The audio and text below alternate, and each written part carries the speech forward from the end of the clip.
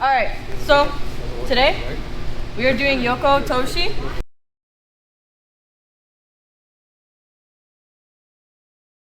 Which is side drop. How you're gonna start? You're gonna start by taking a big step with your left. With me, I like to have a high grip on this one so I can easily pull them over. And then you're gonna sit right here.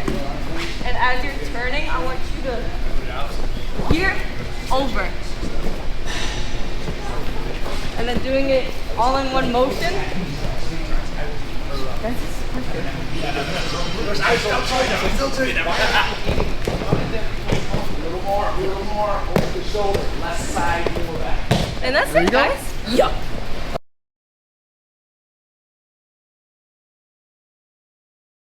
Hiza Guruma is knee wheel.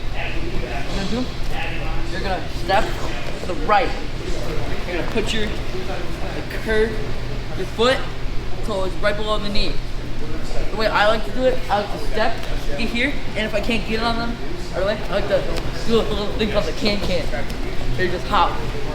Alright, in full motion, it's gonna be boom, boom, boom, boom. Exactly.